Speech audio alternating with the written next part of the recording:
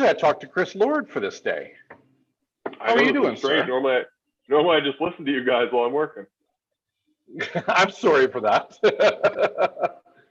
Totally it's sorry good about motivation that. to keep working.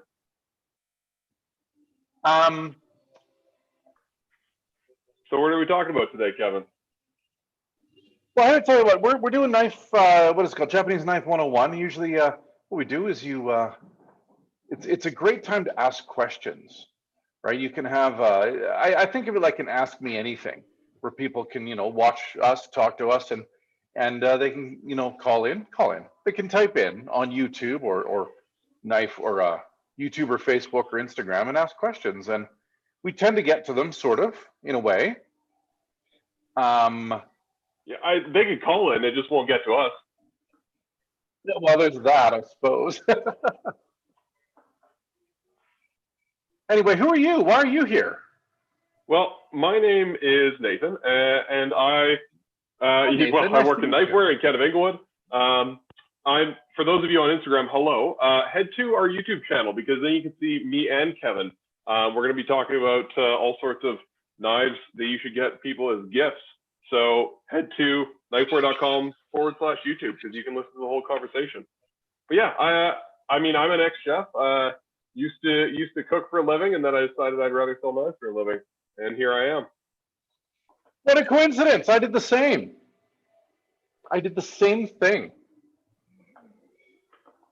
Anyway, how was your week? How was your weekend? I just got off my weekend. Week's going pretty good. It's it's Christmas time, so we got lots of folks hitting us up on the help desk, asking questions. I've been kind of taking it easy and cooking lots, doing a bit of smoking with that new Traeger that we got. Ooh, how's that? I haven't tried mine yet. It's pretty good. Yeah, I got it up and running on Saturday, and I made hash browns for breakfast. Smoked hash browns are actually pretty good. And I made. I'll bet, actually. Yeah, I made a chicken for dinner, and then yesterday I smoked a bunch of stewing meat and made a smoked chili, and that was also super good. So I'm just gonna smoke everything I eat now. I've done worse things. Listen, it looks like Sultan and Brian Crook and James and Trevor and AJ are all here today. Oh, Listen, the gang's all here. If you guys got questions, just ask away. If not, I think Nathan's grabbed some things because about this time of year we get asked a lot, like what's a good gift? How do you give a gift? How do you choose a gift? Isn't knife too personal to be a gift? So actually, Nathan, why don't I ask you some of those questions?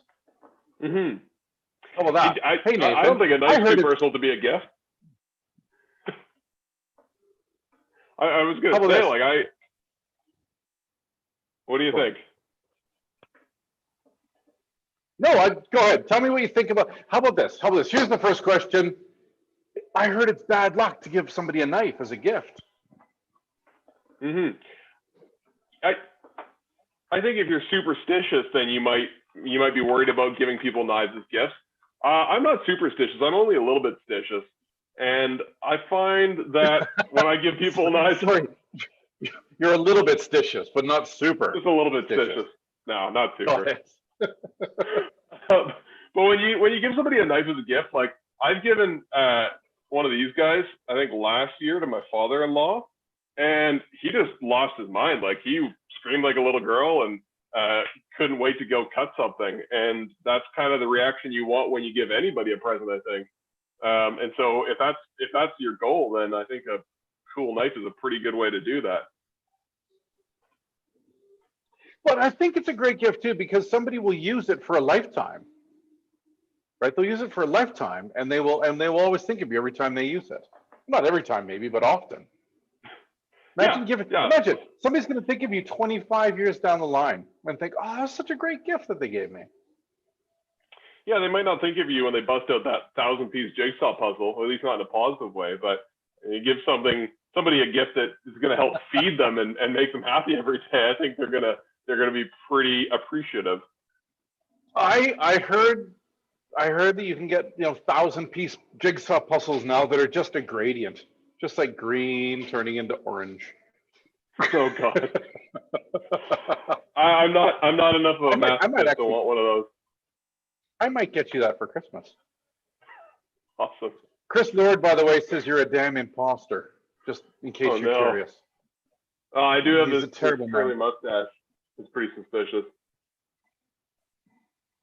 How about this? Trevor says my Masakage came with a coin to offset the bad luck.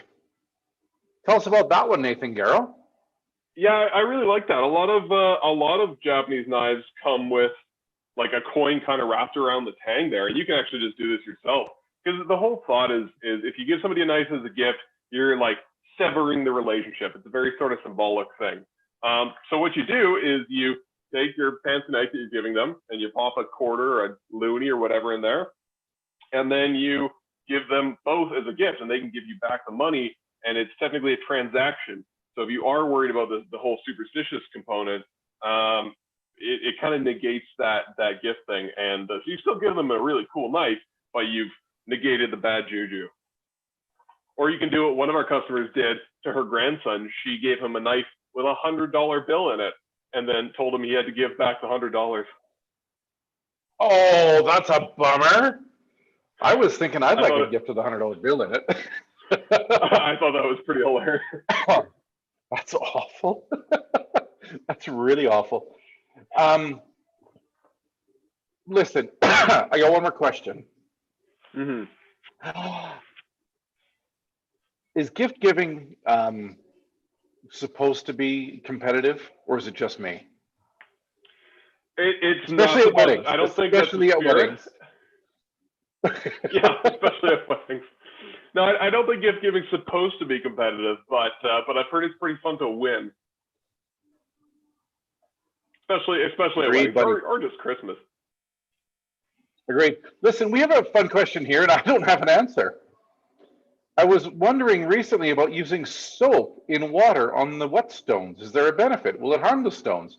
Infinite being, why on earth do you want to use soap on your stones? Do you know about this, Nathan? It might keep your stones clean, maybe.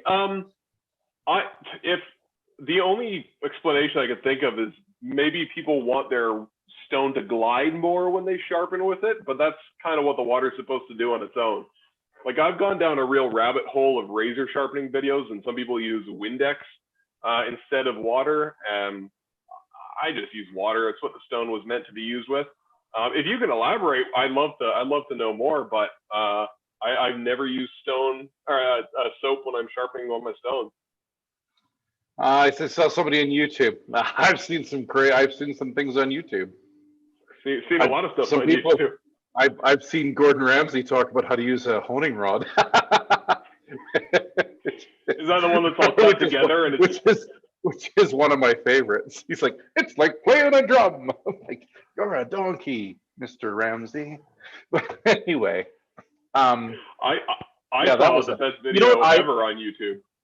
It's a guy from I think Nova Scotia, and he's feeding a swarm of about 40 raccoons on his deck, and he has a big tub of hot dogs, and he just keeps chucking hot dogs, and he's just getting covered in raccoons. It's amazing.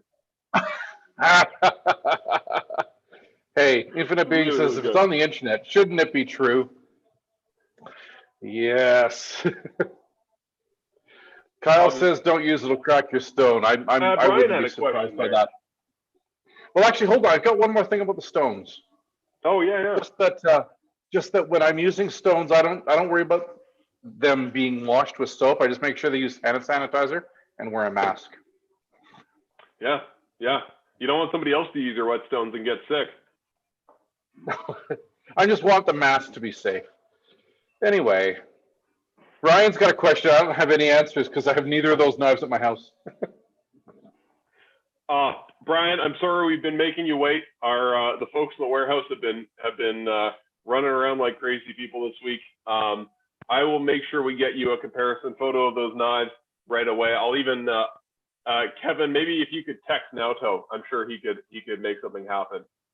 We're unfortunately both at home, so we don't have access to the whole inventory. I wish I did.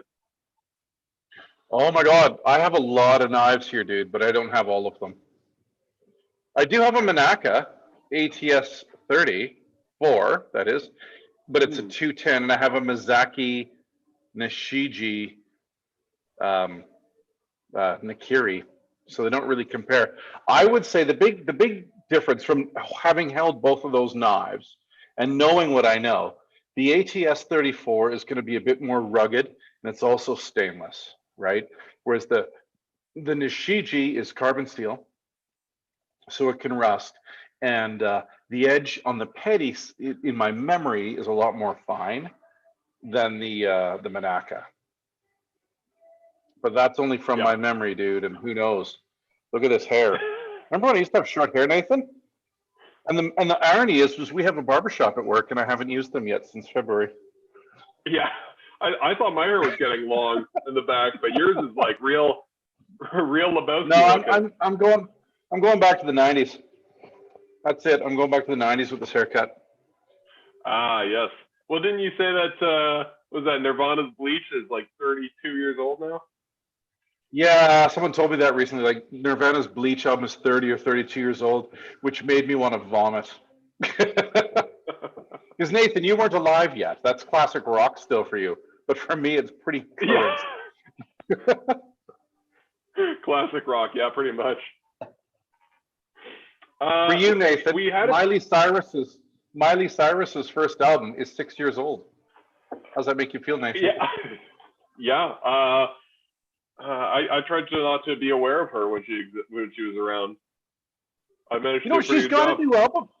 She's got a new album out right now, and people are raving about it. How weird is that? I'm sure they are.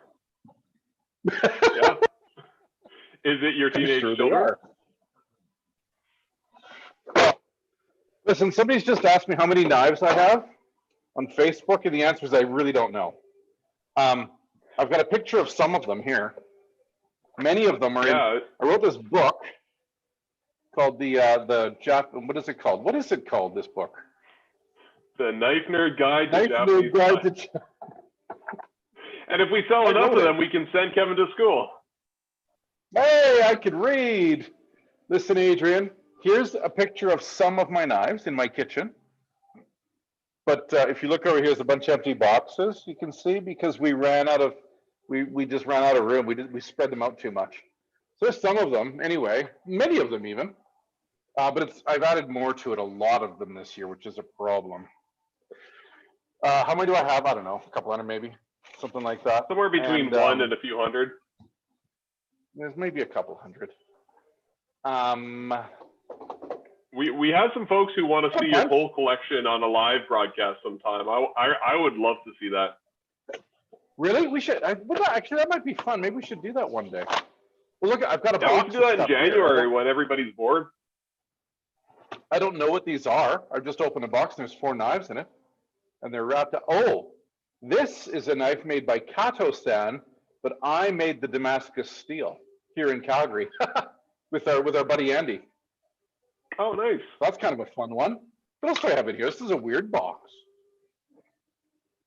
Oh, I made this knife with Takeda-san. If you see how thick it is heavy like a hammer. That is a bad Santoku. That's not a Takeda knife. I could probably chop a car door in half with it, and it wouldn't be damaged. We can do one of those knife infomercials. Cut a shoe and $1 and then a tomato. You know what this is?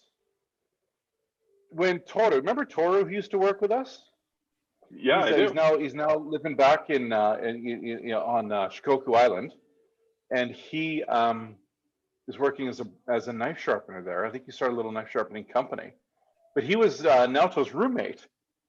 And when Naoto was working as my sushi, he was my sushi waiter at Hibiki. And Toru was working with us, and then when Toru left, he says, "Oh, I got this guy. You got to hire him. His name's Naoto." And I was like, "What? The waiter at Hibiki? Sure, okay."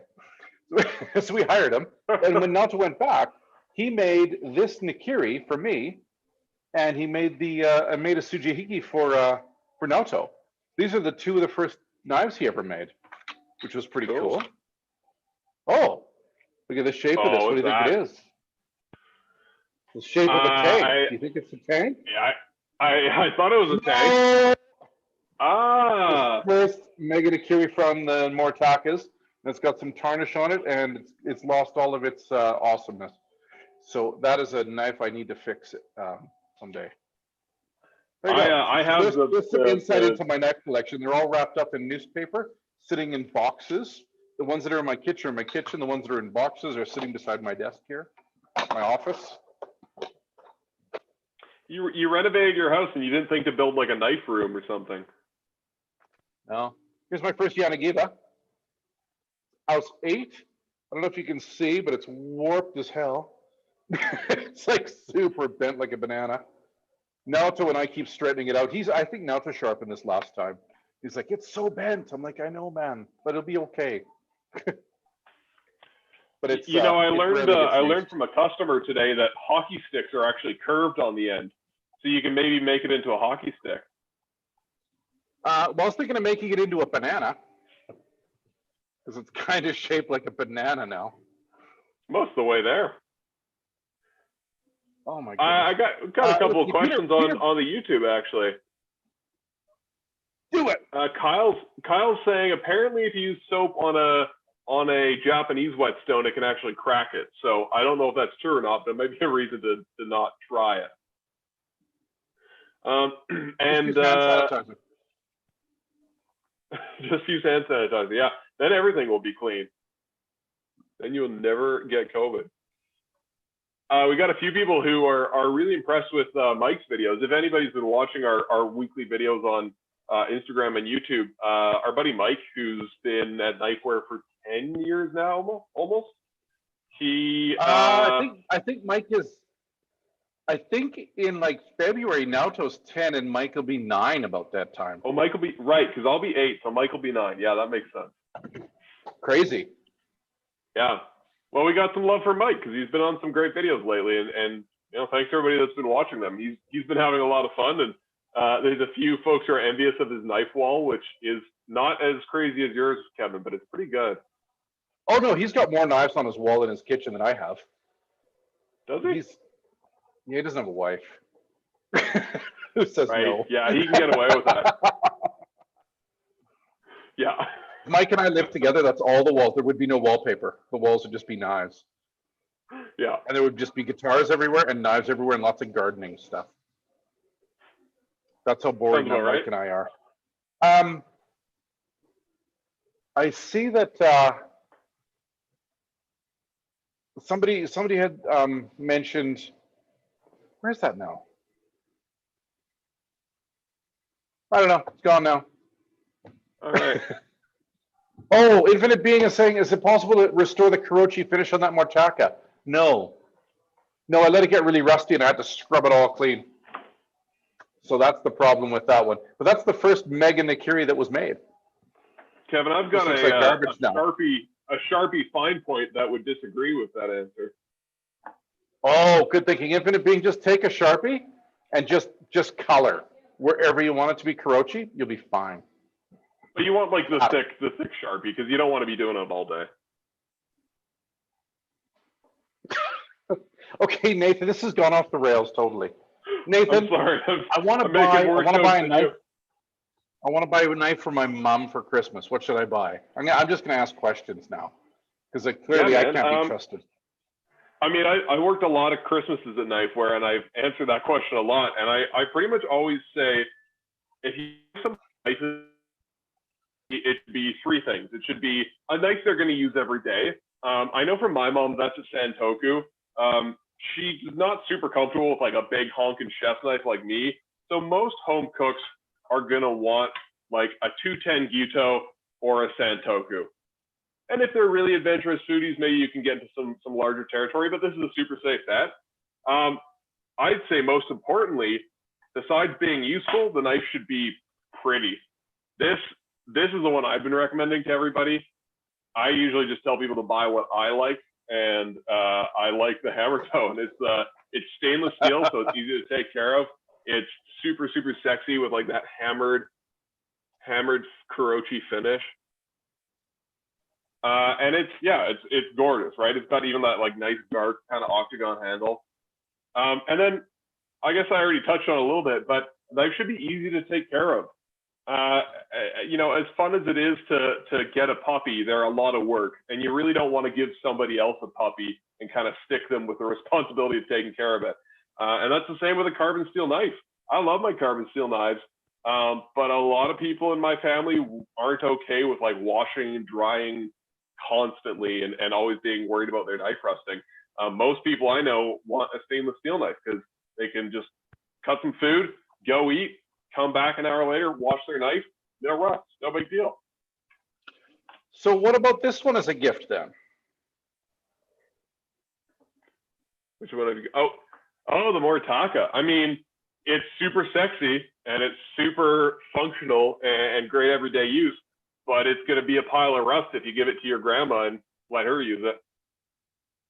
Maybe, probably yes.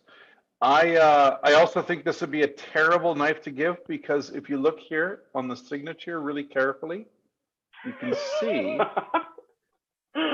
that I made this piece of garbage. Although I think this is probably the best knife I've ever made. It's super thin. I thought that was Kevin Costner. No, and it wasn't Kevin Costner either, you dick.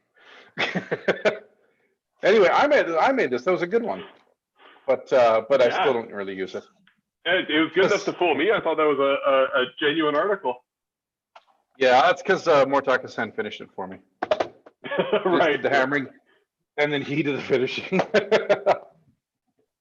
This is another knife I really like to give as a gift. So when it comes to giving gifts, like a lot of folks, and maybe right now especially, some folks might be on a bit of a tight budget. So you might want something that's like $138, like this Masatani super beautiful knife.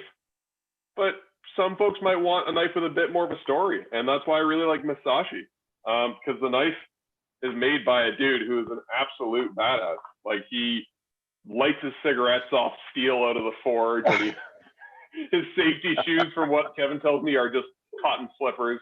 And so the knife actually comes with kind of like a. He likes the $2 flip flops you get at the dollar store with socks. So much better than the $1 flip flops. Safety first. Yeah, he makes good looking knives. Like this is a really pretty knife and definitely something suitable to give as a gift. But it's also got a good story. So after that initial like opening of the gift and kind of going, wow, a handmade knife, this is super cool. You can then tell the person the story of that knife, or they can read the story on the care letter, and they can get even more excited about their knife. So they're going to have that initial excitement, but then they're also going to be really jazzed about the actual person behind it, and they're probably just going to want to pick it up and use it every day, which, you know, is kind of the goal here. What's that? Ryan's asking about the most awesome 240. This is a 210, but again with Mr. Masashi, oh man, I love this Kuroshu. And you got the Shiroshu there. I think these are incredible 240s that he makes. I think the balance is great. I think they look stunning. His edge stays. His knives are rugged. I don't know. I'm a massive Masashi fan, as you know, and as anybody that watches sometimes, like probably Peter Brown knows that I'm a huge Masashi Shiroshu or Kuroshu fan, or Shiroshu, because he said, "Oh yes, this one has gone off the rails. That never happens with you and Lordy." So Nathan, it must be your fault because it never happens with me and Lord. Yeah, it probably is. It probably is. It's just my terrible jokes, honestly. That's all that's happening here. Did you say terrible jokes? No, I didn't say terrible jokes. Why, do you have one? We got a whole book of them. Did they finish fixing the office floor? No, but they're working on it. That is barely a joke. That barely even qualifies as a joke. I'm here all week. Try the veal. Listen, Mighty Michu, who's probably a reasonable human and not like you or me, is asking Matsutani versus Tojiro. Mm-hmm. Do you happen to have a Matsutani knife there? I've got two Matsutani knives here. I really like them. They certainly, at first glance, look a lot like a Tojiro, and there are going to be some similarities on paper, but I find they feel more like a handmade knife. Like they just have that sort of finesse to them. Sometimes the Tojiro can be a little rough up in here on the top of the handle, and these are really nicely smoothed out. Like somebody's obviously spent a lot of time finishing this knife to make it smooth and comfortable in the hand. And, and the steel, it's the same steel, so it's probably going to get about as sharp, but it's been thinned out a little more on the edge. So out of the box, it's going to feel a lot more like a laser. I love my Tojiro knife, but I think this is going to feel a little more spectacular. I love Tojiro knives. I think that when they make Damascus knives, they look on point. I think their DP line is beautiful for the price. I think it's outstanding. I think their atelier handmade stuff from Tomo and Sayaka are brilliant. Oh yeah. But man, those Matsutanis are kind of similar priced, and they're Damascus and cool looking. And I think they're the perfect gift for someone who wants to get into the game. Because what's that Damascus Santoku worth? Like 130 or 140, something like that? Oh yeah. So I actually forgot to grab the Santoku, but I grabbed the 180 Gyuto, which is the same price. These guys are $138. And if that's too rich for your blood, they even have some that are 125, and they're made with a brown handle. Like if I had to buy, I had this whole thing a couple years ago where I just got married and I just wanted to get or engaged, and I wanted to get all my in-laws like nice gifts. Sorry, you didn't get married yet. I was invited to the wedding. You didn't get married. I wasn't there. I got engaged, and you want to impress your in-laws. You want to be friends with them. And so, bought some of them kitchen knives. But if that was this year, I probably just would have bought a stack of Matsutanis. Like I would have just bought 4 of these and given them as Christmas gifts, because they're really damn affordable. What else do we have? Peter Smolka says for some reason his Tojiro DPs chip a lot, but overall they're super easy to sharpen and get the job done. Peter Smolka, do you have other knives to compare these to? I guess is the question. And 2, I wonder if it's got to do with how thin the angle is when you're sharpening or thinning the blade. Anyway, Peter, give us some more details about how, but maybe what other kind of knives you're comparing these to, and your sharpening technique. Oh, you know what we should do next year? Maybe we should have classes where other people come in and show us how to sharpen. Why not? Who's going to show us how to sharpen? I don't know. Peter, maybe. The guy on YouTube with the hand cleanser, or whatever it was. I think we should have a thing where we try out a bunch of the unusual, crazy stuff that we've heard and see if it works. We could buy all the gadgets for sharpening and see how they work. Because we've got those 30 Santokus from Ikeda and Anrisan. Yep.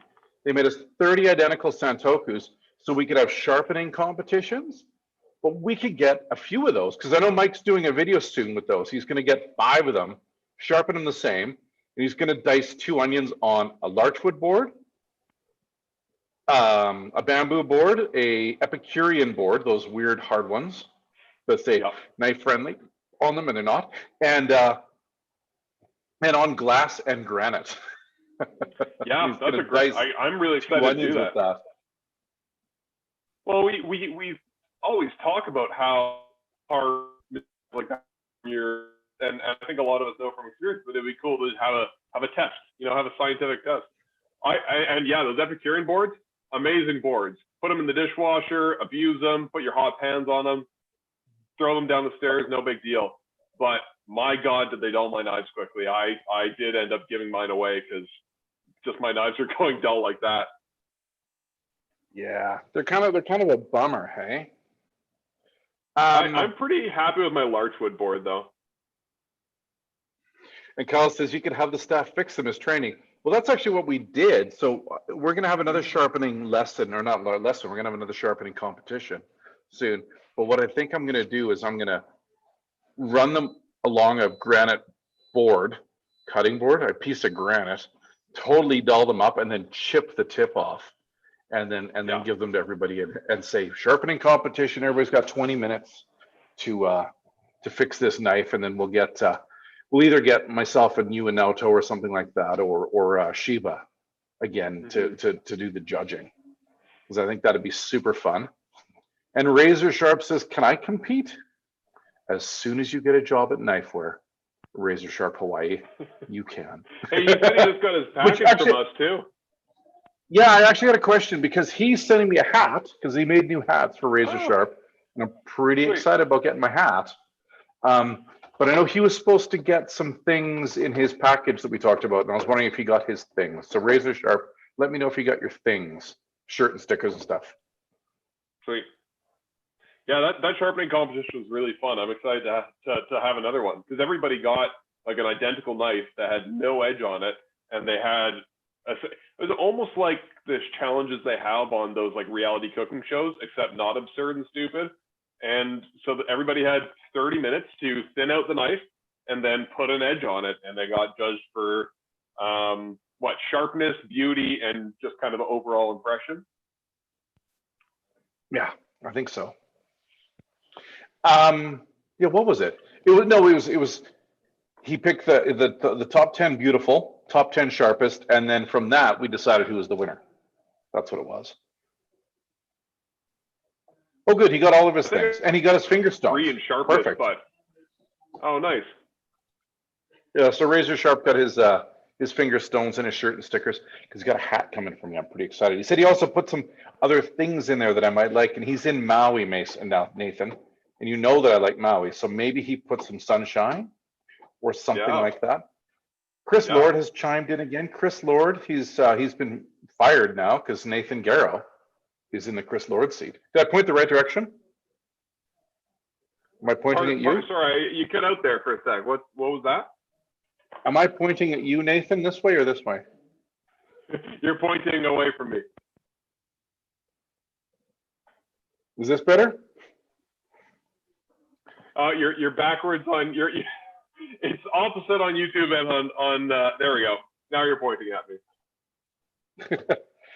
Oh God, it's hard. This is a fun question. Trevor wants to dream. What's the opposite end of the scale? What's the best knife over $1,000? Yeah, I like that. I would say a lot. Something Honyaki. And I might have something here that's Honyaki in my studded and rabbit fur lined case here. I thought I had a crazy knife roll, but that thing is. No, this is rabbit fur, man. Look at how nice it is. And in here, I've got something absurd. I've got so I chose the lacquer artist from Kyoto to do the lacquer for the handle. And for the saya, it also has my name. It says Hocho Mania, Kitchen Knife Nerd on it. And then inside, I've got a Honyaki blade. And I think this, if you're looking at something for $1,000, get yourself a 240, 210, or even a Santoku that's Honyaki heat treated like that. I think that'd be a great $1,000 knife. I think anything from Hinura-san would be brilliant. I don't have a knife from Hinura-san. Anything super long and crazy and beautiful with a ironwood handle from Saji would be excellent. Mm-hmm. What do you think, Nathan? $1,000 knives that you would want? So I don't have a Tsujihiki yet. Like I have a pile of 210s, but I don't have a Tsujihiki. Is that because you've only worked with us for 9 years, 8 years? Yeah. No, all of my knives are Nikiri's 210s or 240s, which is just, I'm just dumb when I buy knives. So I would get possibly a Denka Tsujihiki because I have a Denka 210 Gyuto, which is $150 shy of $1,000. But if I didn't go Honyaki, it would probably be like, the biggest Denka Tsujihiki I could get.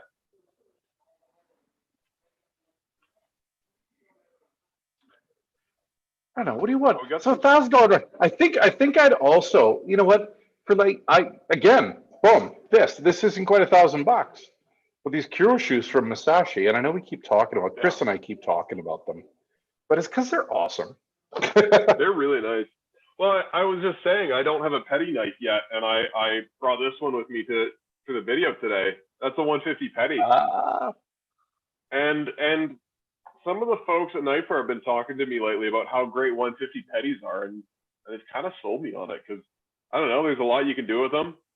I'm kind of lazy, so something stainless that I could just make a sandwich with and not wash right away would be pretty sweet. Yeah. You know what I use my 150 petty for the most probably is carving chickens. So I probably have a roast chicken or a poached chicken every week. And I use my 150 to carve it, and it's fantastic. So that's kind of fun. I think that's a great little knife for that. Well, and listen, Peter's come back to us. Home butchery.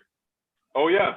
Oh, that's right. Do you know what? Visti, who took the photographs for this incredible book here called The Knife Nerd Guide to Japanese Kitchen Knives. So he took all these brilliant photos, and he's pretty handy in the bush as well. And him and I have been hunting for the last 2 Mondays in a row. And let me just say, Nathan, we harmed and bothered no deer. Although there's one grouse. You know, this one grouse, he had a really good day. He had a really good life. But the last moment, it was a bad moment. Visti took care of him pretty quick. He went down, eh? Well, Visti has got a 22 with a scope on it, just popped him in the head. He was standing there and then went, boop. That was the end of him. That's okay. Visti's eating him for dinner tonight, so that's the exciting part. Oh, nice. Have you ever eaten gopher? I've never tasted it. Gopher? Yeah. No, this was a grouse. It's a bird. Oh, grouse. Oh, that's exciting. Grouse is great. Grouse. You know, grouse, like the kind of bird. Mm-hmm. Listen, I've realized my computer's going to run out of juice here. I got to find my plug. Yeah. Okay, well, you go grab your plug, and I'm going to answer a couple questions here. We've got a few there for Kevin, so we'll hold off on those ones, guys. And by the way, if anybody has questions, keep them coming. Like, whatever they're about, whether they're about expensive knives or, I don't know, Christmas gifts maybe. I really, really like, if I were going to get a gift for somebody who already has a bunch of Japanese knives, there's a solid chance that they don't own a Hanasuki yet. Because a Hanasuki is a bit of a unique shape, designed for butchering, and this is the one I'm going to buy myself. Oh, I have the same one, man. That's the one I've got. Really? Oh, man. Yeah.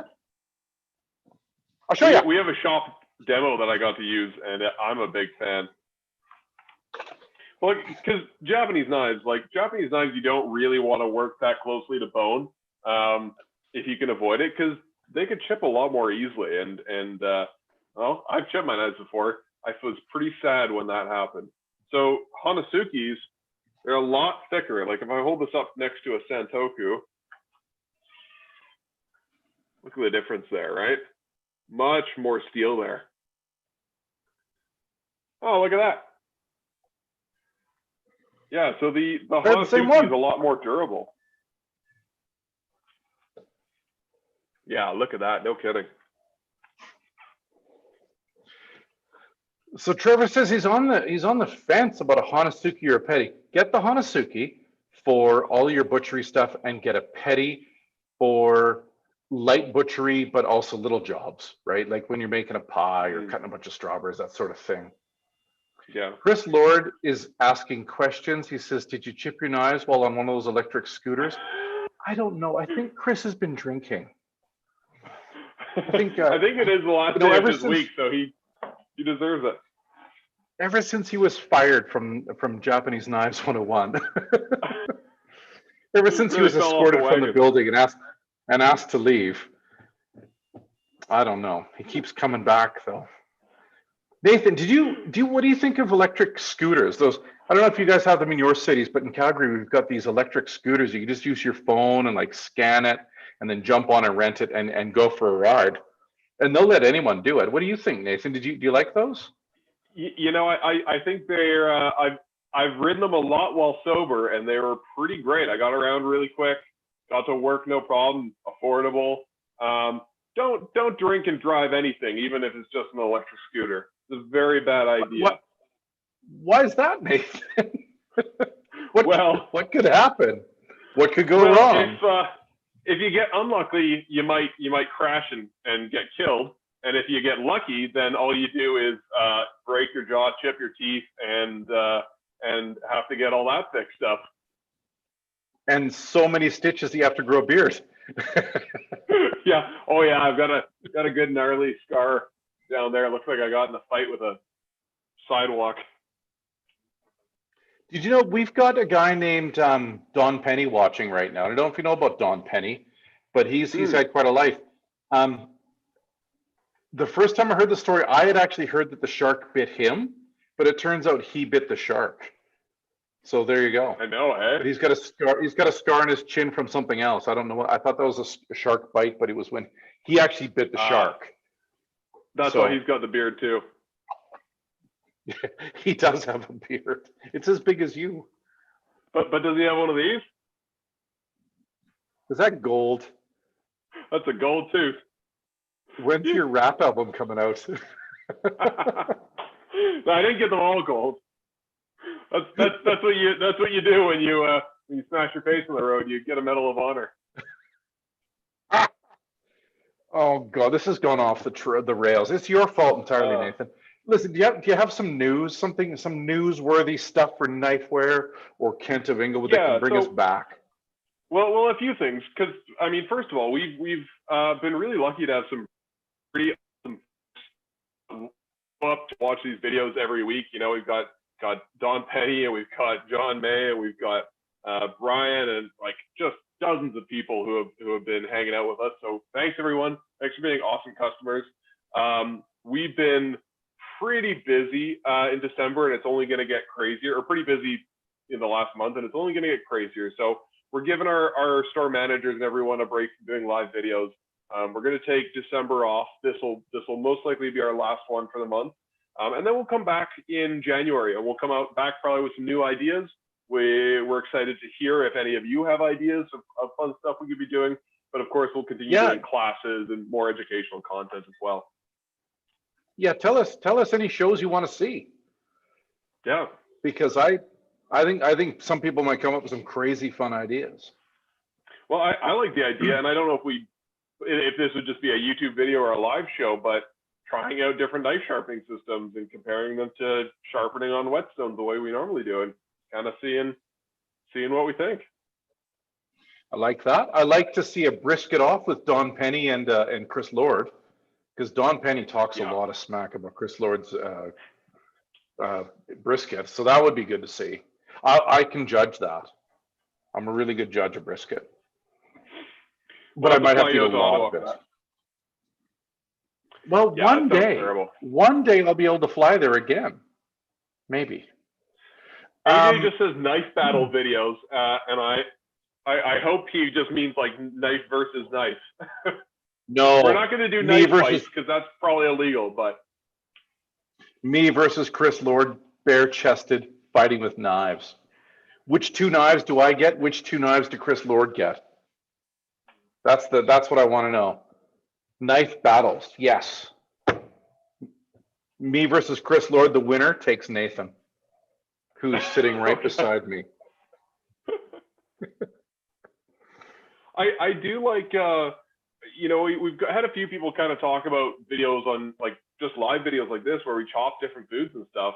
Adrian's even talking about doing a cook along, which we did sort of in the spring. But yeah, I'd love to do some stuff where we maybe put out a recipe a few days ahead of time with some ingredients. We say, hey, we're going to make this. If you want to follow along and ask questions, and we'll kind of teach you some knife skills, then that's kind of what we're all about. I think that'd be a lot of fun. I think that'd be super fun. Chris says, doesn't matter, old-timer. Well, Chris Lord's talking a lot of smack, and he thinks he can intimidate me because he's covered in tattoos and he's a big dude and he intimidates lots of people, but I'm a big dude, Chris Lord, and I've seen you naked hot tubbing. So there's no secrets anymore. That's, by the way, the phrase that we use for going to the onsen in Japan. Nathan, you've never gone to Japan with me. No, I haven't. I love to sometimes. We went We to went to Sweden Europe and England. Yeah, that was pretty cool. and Germany Go to an and acting Belgium. We went to Belgium accidentally because we broke the train. Yeah, we had 2 beers in Belgium. Yeah, that'll happen. Yeah, broke a lot of transportation when we were in Europe. Oh, Couple God, we of broke planes, the the train. ice. We broke both planes we were on. No, 2 of the 4 planes we were on. We broke the train. Yeah. I'm sure the Tesla taxi we were in probably broke at some point. Yeah. Listen, we should probably get back to Peter. He says he does a 50-50 angle since they chip his Tojiros. He's talking about his Tojiros chip too easily. Says he got 10 kitchen knives, 3 VG10, 2 R2, 2 white paper, and 2 something else. He gets them shaving sharp, which is the ultimate test, and cutting papers in circles. Woo! I can't do that. So I don't know. I don't know what's happened to Tojiros, man. They shouldn't chip. They should just be fine. Maybe because they got a Western handle, you treat them rougher. Maybe it's because they're the cheapest knives you have, and you treat them like it. Maybe you're like, I'm gonna do something bad. I'll grab the Toshiro, not the Kurosaki.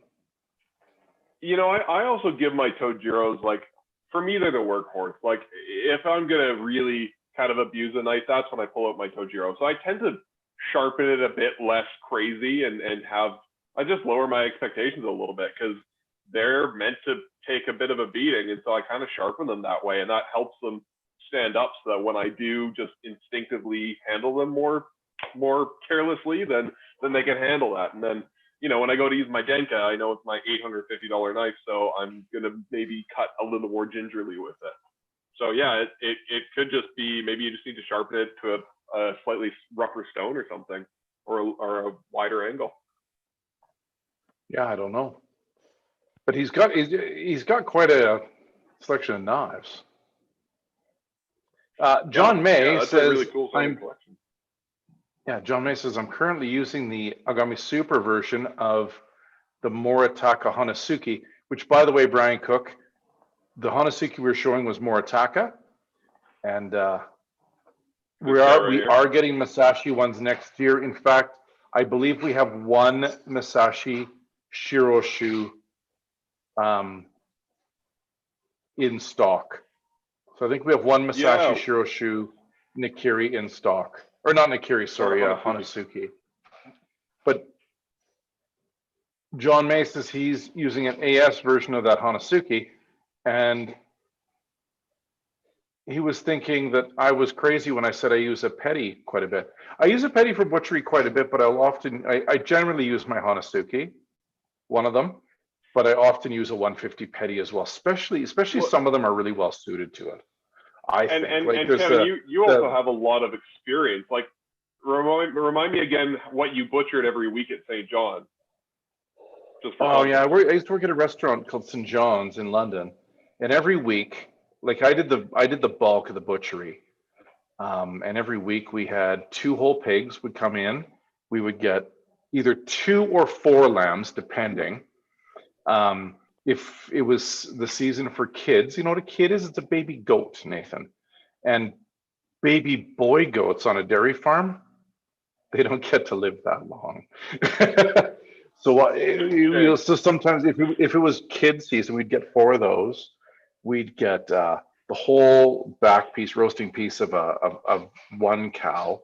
Sometimes we'd get something called a bobby veal, which is a very small cow, very small veal that was still in the field with its mom, and numerous chickens, ducks, game birds.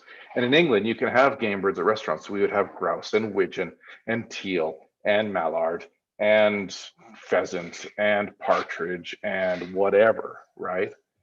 As well as a bunch of rabbits. So that's kind of the amount of butchery I would do. So I did a bit, for sure. I know my way around stuff, although it's been a long time. I bought a pig last summer, and the first moment I looked at it and I was like, right, where do I start? At that moment What's cut number one? oh, Yeah. it was like, oh, it's been a while. It's been like 15 years since I've done this.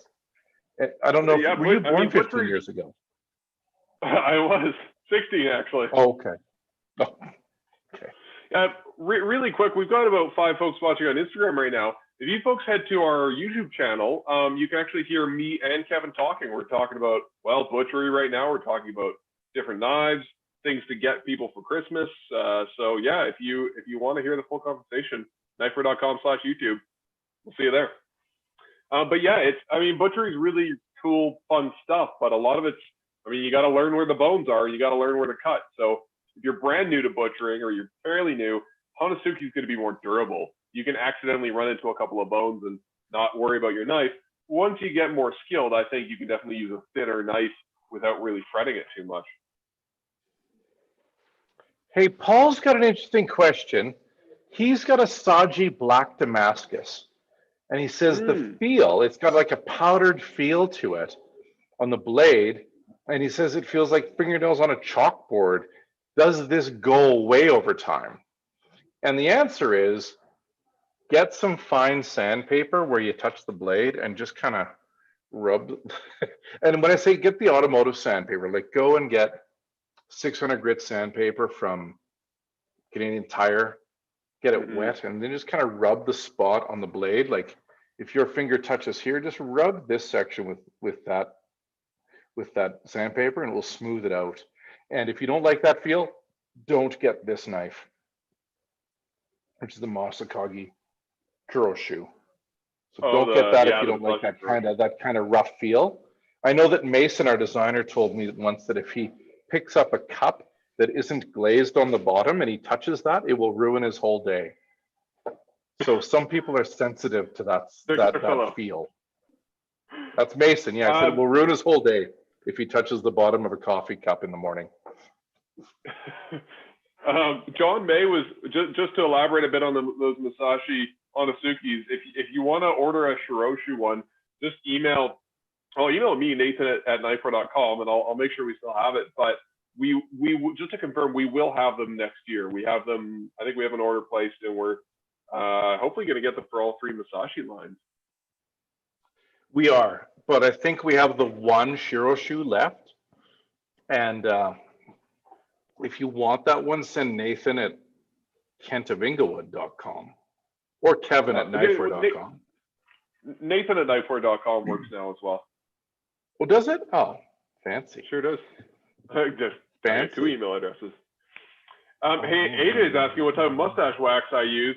Right now, I am just using a Ken of Inglewood beard brush. This is an old model, but we have these nice black bristle beard brushes, and these guys just brush your facial hair right where you want it to go. And I've got this horrible Nathan, you've trained that mustache for years now.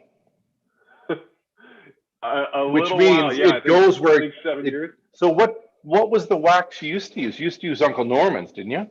I still do. So especially if I'm going to be wearing a mask all day, this doesn't do anything, right? So when I have to wear a mask if I'm going into the shop or something, I throw in some Uncle Norman's because it holds all day, but it doesn't feel sticky or anything. And it just basically puts it flat against my face. I can put that mask on, and then it's not getting into my mouth or anything. And then when you do want to look fancy for pictures or go for dinner or something, you can really curl it up, and it holds like a more natural look like this, or you can wax it up like you're in the circus like I used to every day, and it'll just hold it all day long. Like the circus, like the strongman. You should see Nathan Garrow's bathing suit. It's striped and it's got long sleeves. It's very nice. Black and white stripes.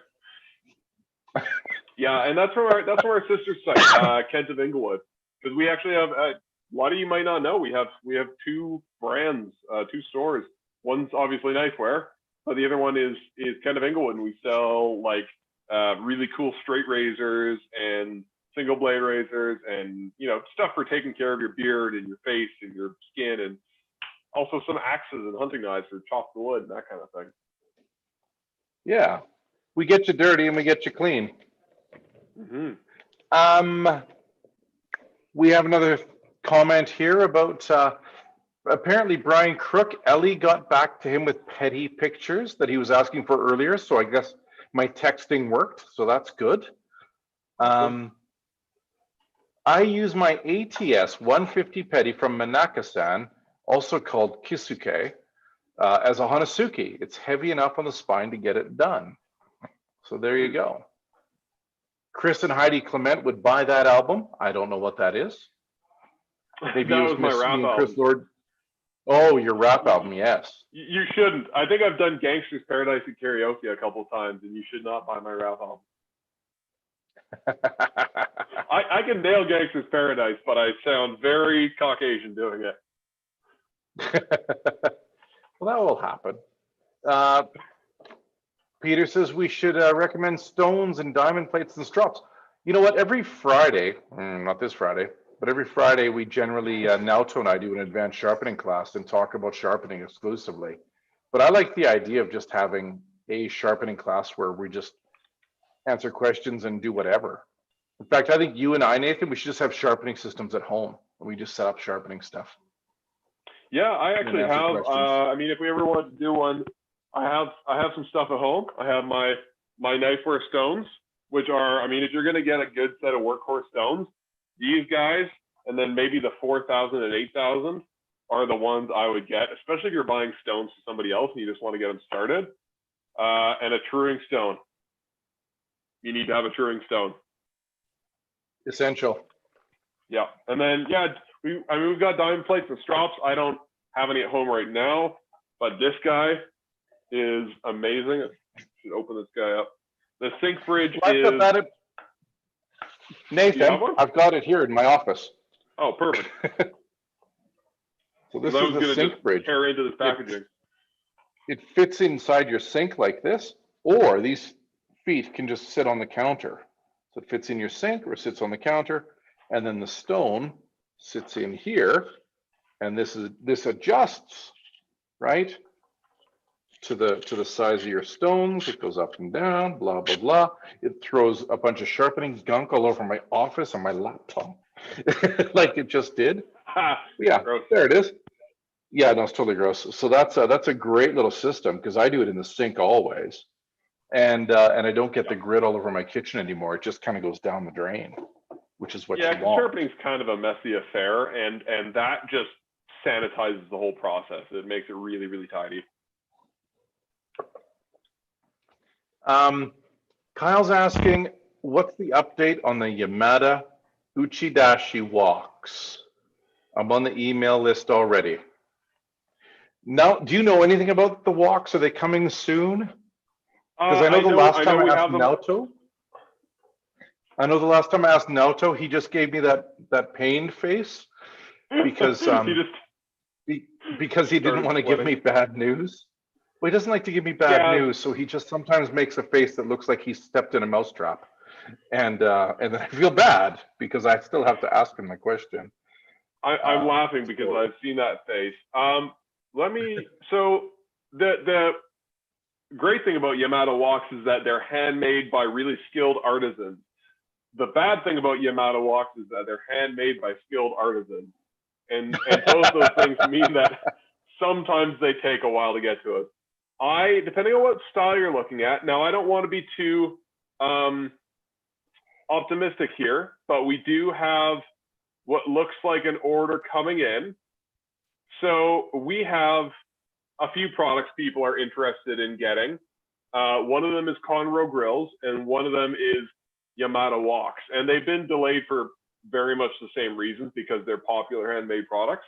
But we have both of those on a pallet. Well, there's also the COVID angle with the walks for sure, not the Conroes. The Conroes has its own problems, but we're solving that in the new year. And I think we found somebody to make us Conroes to our descriptions. So walks. That's awesome. I think we've got. I don't know if you've talked to Naoto, Nathan, about it, but Naoto and I have been talking with a couple of people. I think we can get knifeware spec Conroes next year. That'd be super cool. They'll be too late. They'll be arriving in the autumn. Probably they'll be too late for everything. But yeah, fingers crossed they're coming. Yeah. So long answer short, we have a pallet of cornrows and walks. They are in transport. They're either on a boat or in the port of Vancouver right now. They will be here this month unless we get even more delays, which is totally possible. The port of Vancouver is full of delays. The port of Vancouver is a total disaster right now. They're doing 5 times the work that they usually do, and they're basically just not overworked, way overworked. It's stretched, right? So I don't know what's going on there, but hopefully we can get our stuff out of the dock there sooner than later. We should, if you're looking for a walk, we should have them December or very early January. But that actually brings me to another important thing that I wanted to mention, and that's that if you need to buy a Christmas present, buy it like this week. Especially if it needs to get shipped to you.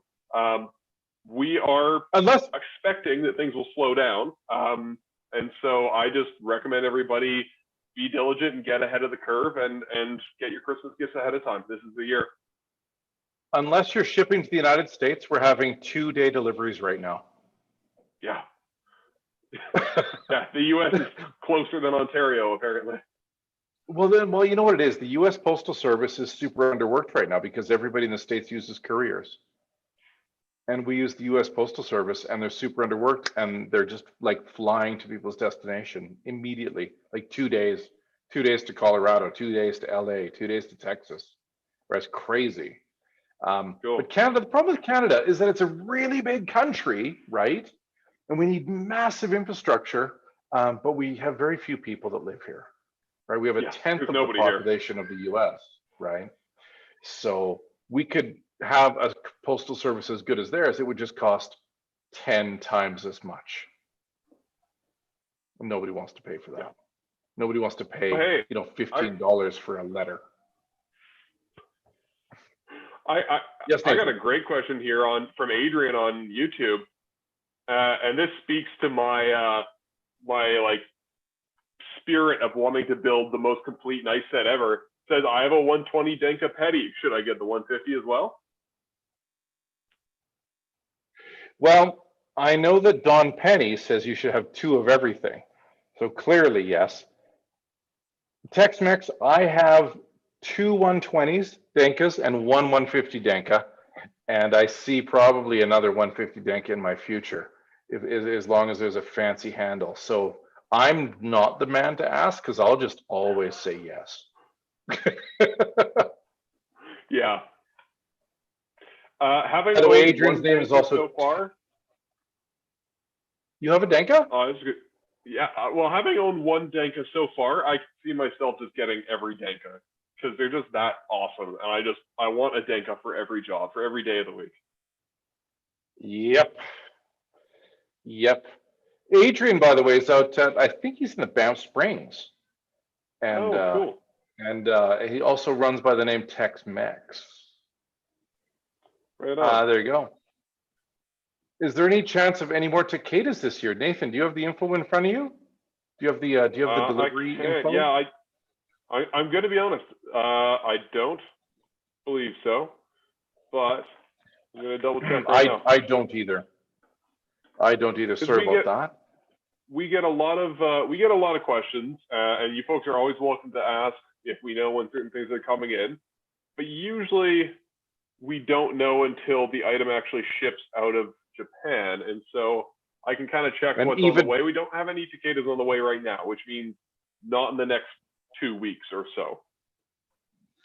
Also, especially with some suppliers, that even if we know it's shipped, we don't know what's on that shipment, because sometimes we might order, for example, 40 Shimo 120 petties, but then Kurosaki might just not make 40 120 petties. He might just make 10, but he might make 40 Tsujihikis for us.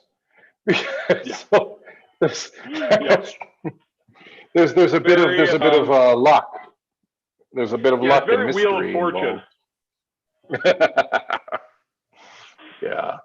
So yeah, even if we know what's on the invoice, we don't really always 100% know what's going to arrive, sadly. Yeah. Oh, hey, AJ says Elia is awesome. Myself and that her Nathan's a helped out with boob. the tanker tanks. Yeah, No, I did nothing but hold them up. Well, AJ was so for those of you waiting for a tanker tank knife, there's a very long waiting list, and Adrian happened to be right near the front of that waiting list when we got some in stock the other day, and he was lucky enough to snag a tank.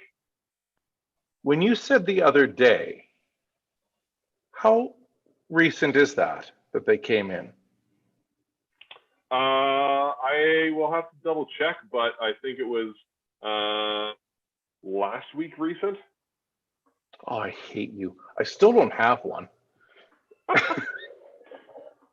When'd you get on the waiting list, Kevin? Shut up. You guys keep getting them in and you never notify me, and then you sell them all, and I really want one. So mostly I hate you, Nathan. On Instagram, Tyler is saying, "What's up, y'all? Watching / listening from the line." I think that's fantastic. I hope your restaurant gets busy enough that you have to stop watching. But thanks for listening to us at work. Head to YouTube, knifeware.com/YouTube, or just search Knifeware on YouTube, because then you can hear both sides of the conversation. Me and Kevin are chatting about knives and kind of just dumb stuff in general. And yeah, then you can hear smart, intelligent things. Smart, intelligent things. Yeah, especially the dad jokes, eh? It went off the rails before it started today. This is bad. Brian Crooks just ordered his Manaka Kisuke 120 because of our recommendations, but probably mostly because of, who was it, AJ? No, Kyle, because Kyle gave it a good review. Kyle Bolden understands that handmade stuff is handmade stuff. It sometimes get there, sometimes don't. Don Penny says all his garage sale deliveries came within a week. So that's great. So he's in Canada, so he got his things within a week. That's nice. Oh, right on.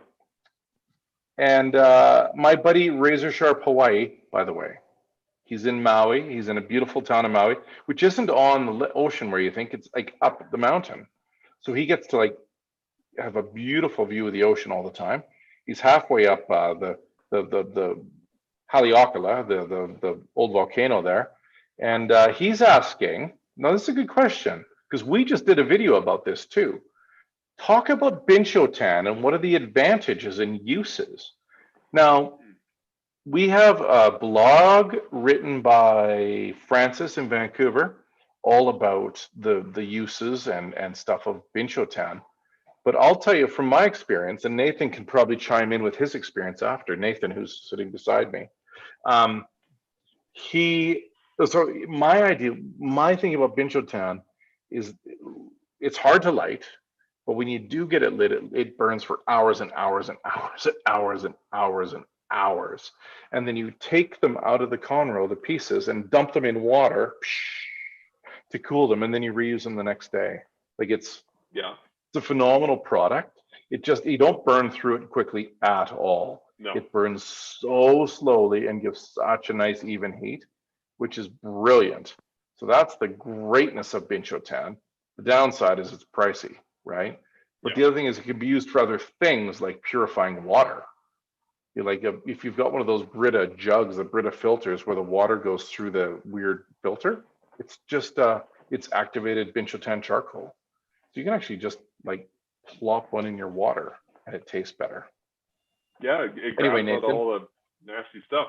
A buddy of mine in Calgary here, John, is a Twitch streamer, which is something I'm even too old to know about, really. But but John's older than you.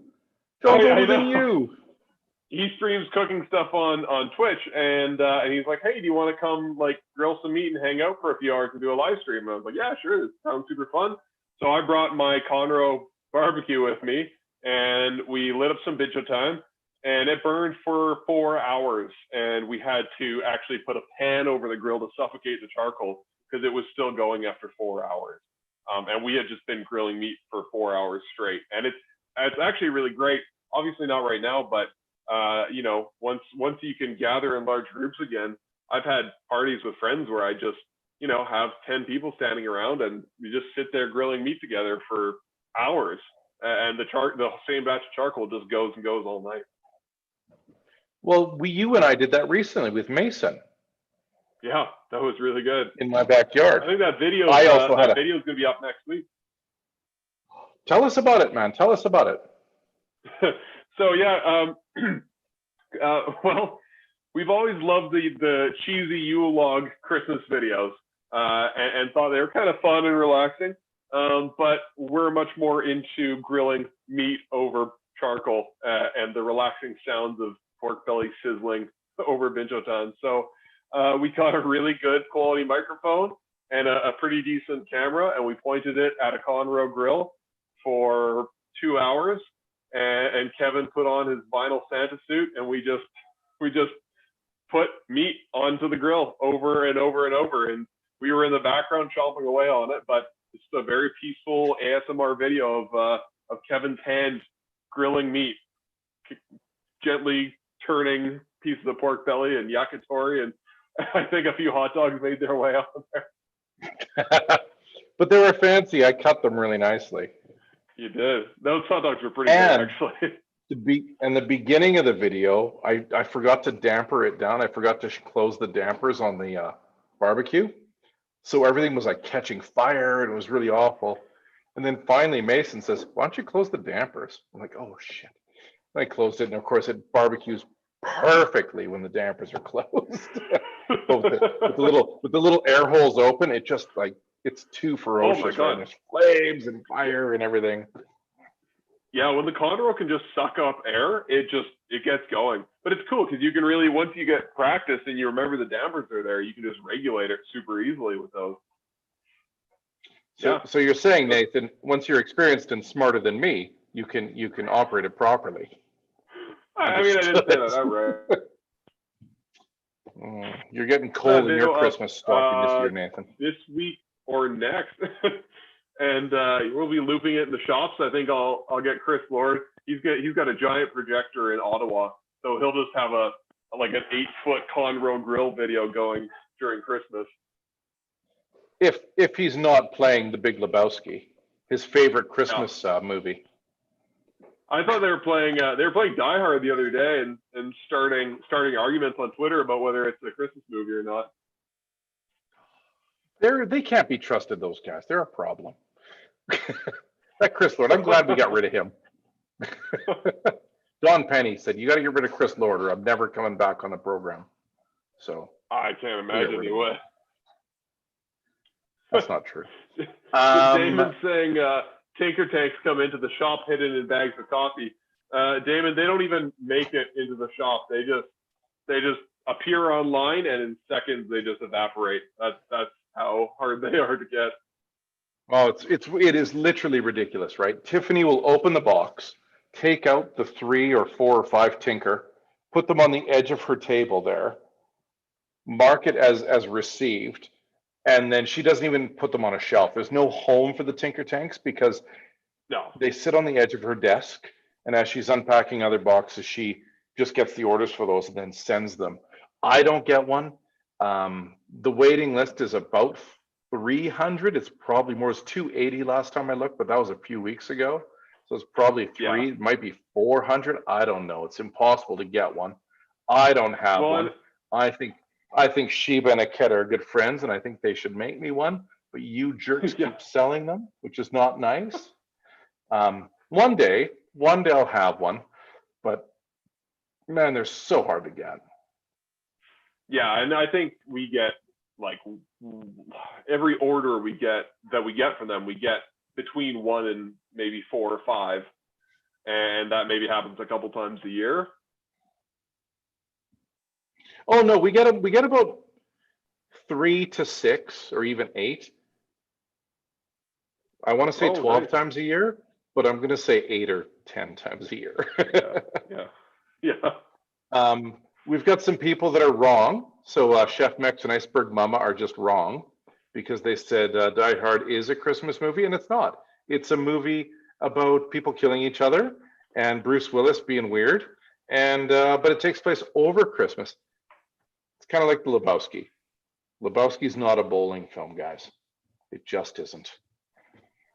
Yeah, but It's about a but he has man. that It's moment about a where he man says, looking. "Ho ho ho! I have a machine gun." Isn't that Christmas? Okay, never mind. You're right. You're right. I see Dead People's also the Christmas album too, or Christmas book Yeah. thing. I'm sure there's part of it happened at Christmas. Uh Iceberg Mama says, quick, I have a question. What's the best knife to cut a whole bag of potatoes into sticks?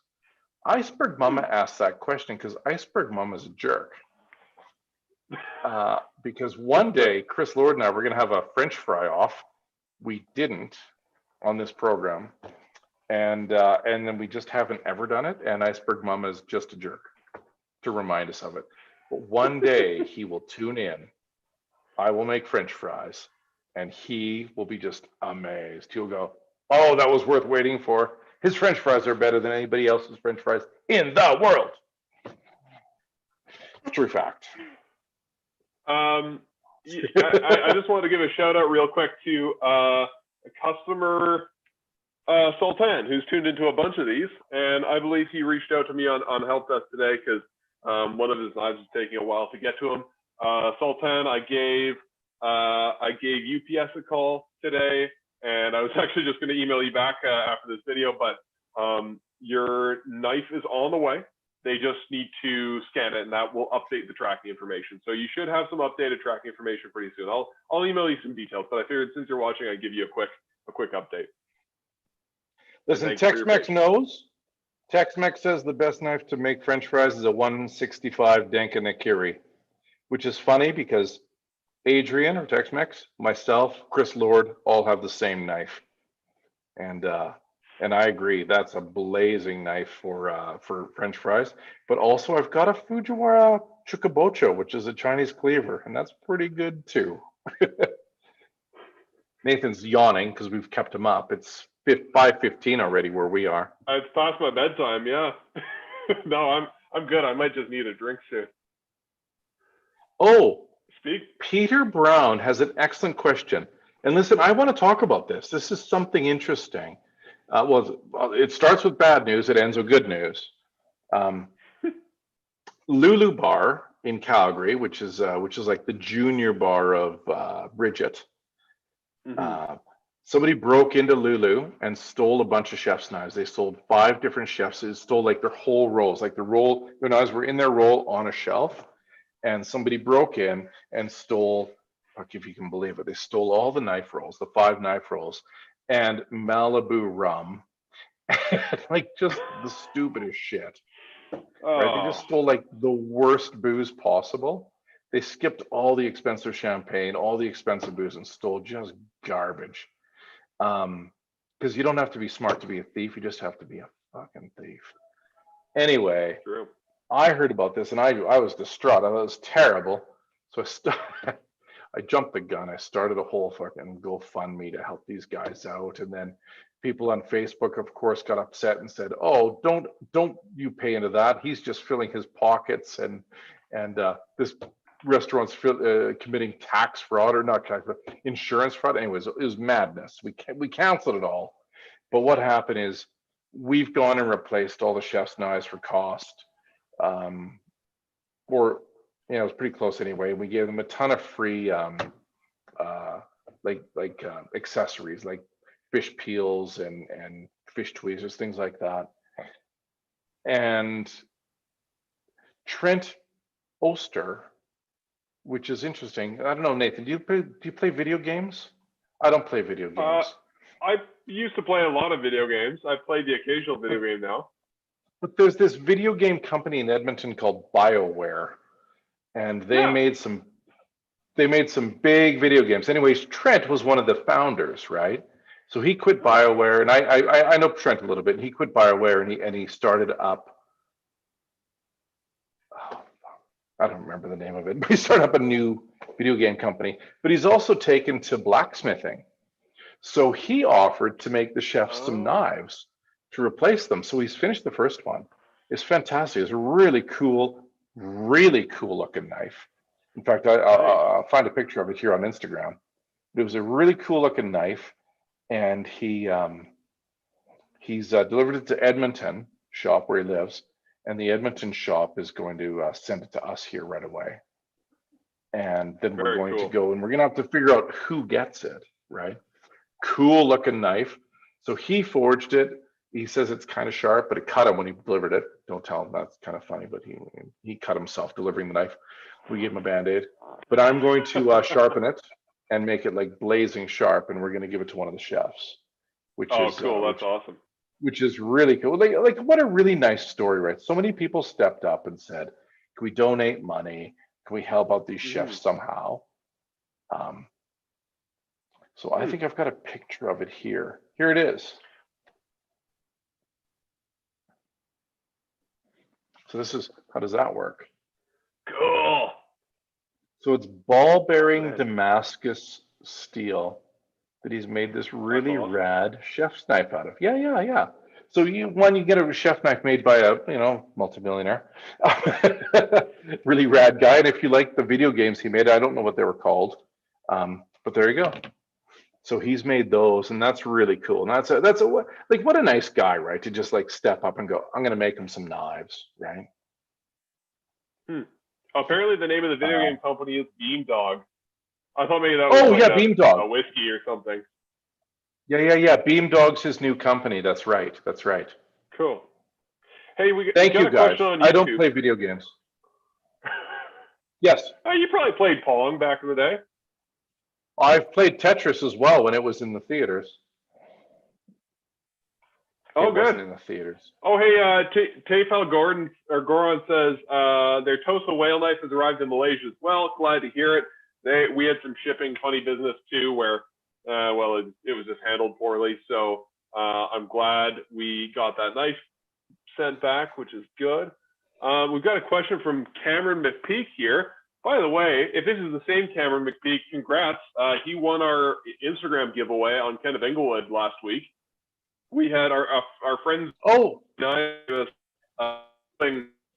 knives to give away on Instagram, and Cameron won the knife. So that shipped out to him today. But he's asking, what's the best knife, or what do you recommend for someone who wants everything? Oh, 2 of everything. I recommend you get 2 of everything, Cameron. That's what I've done. It's suited me well. Don't ask me about my bicycle collection. Chef Max will like that. Oh yeah, Chef Max is a fan of the Denkas, isn't he? I think the person that wants everything needs to start with your book, because that'll just make them want everything more, because that's the biggest symptom of owning your book that I've heard from people. Michael in New Zealand would agree with you. He sends me nasty messages weekly in New Zealand when he places his weekly order for knives. So there's that. Yeah. So there's a new edition of the book coming out. Do you know this, Nathan? Well, sort of, but I want to hear more about it, because I'm excited for all the stuff that's going to be in it. Well, there's 2 things have to happen first, right? 2 things have to happen. We have to be able to travel again, is the big one. Because there's a few chefs, okay, so we've got some new knife makers on board I've met and I can write about, and that's great. There's a couple I haven't met, but I want to put them in the book. And Visti needs to get there and take photos, right? So we need to get Visti there to take photos, and I need to meet a couple of guys. And what we're going to do is we're going to expand the book. I'm going to take a whole run at rewriting the entire book. So I'm going to look at each chapter. There's a lot of chapters that I was not happy with totally. So I'm going to redo those. Shelley's going to re-edit them. Visti wants to do some different pictures. There's a few pictures he's not happy with, and he wants to redo them or replace them. We're adding some new blacksmiths. Shibata-san says he wants to write a foreword, which is great. Cool. Yeah. And I want to approach Anri-san because he's really eloquent, and he is passing the torch over to Ikeda-san right now. So I want to ask him to write a section just about the whole idea of passing the torch on to the younger generation.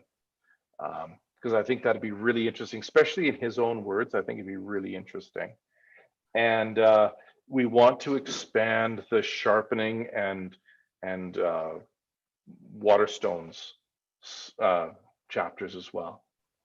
Yeah. So I don't know. I think we're going to add another. Like the book right now is 312 pages or something, and I think we're going to add 100 pages. Like it's stupid. Wow. It's 312.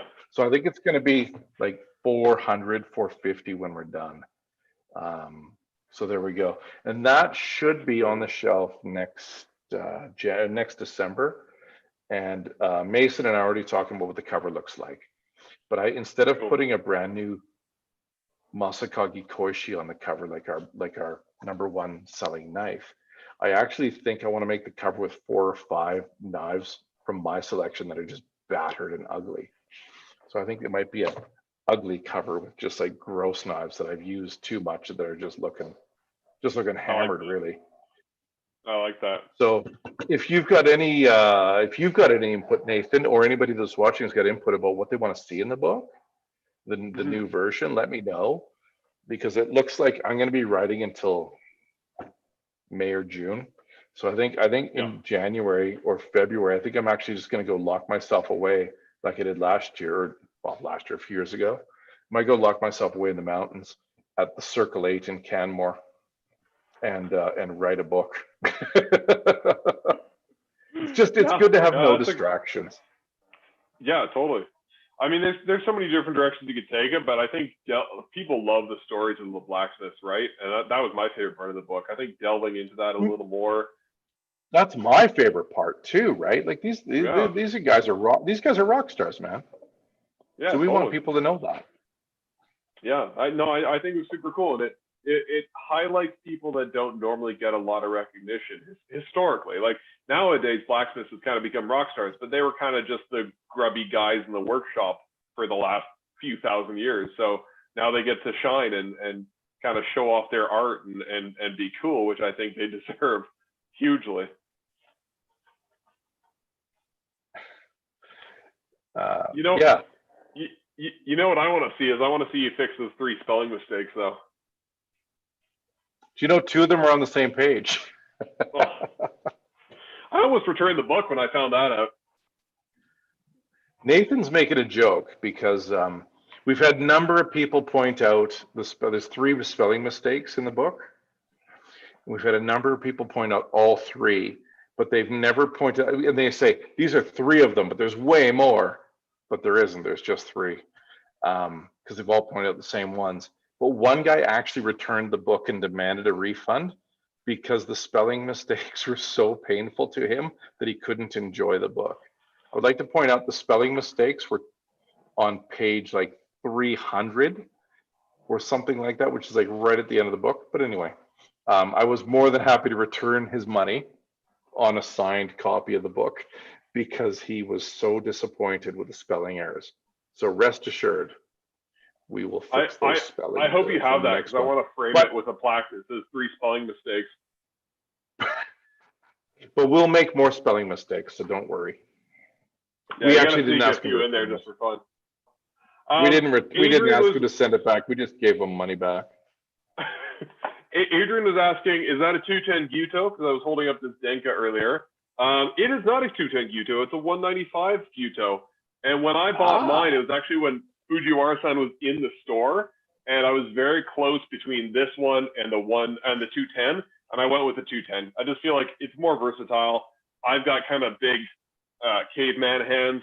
Kevin, I know you have the same problem, and just a little extra knife is always good for me. But if you're not a cave person like me, then if you're like, let's say if you're the president of the United States with tiny, tiny, tiny hands, you might want a small knife, like a 120 petty. Yeah, exactly. Something small for his little dainty hands, like little tiny child hands. Look how small my hand is. I could be the president. Oh, this is not right. Dame Inspector, sorry, this has really gone off the rails, but this is how small my hands are. They're this tiny.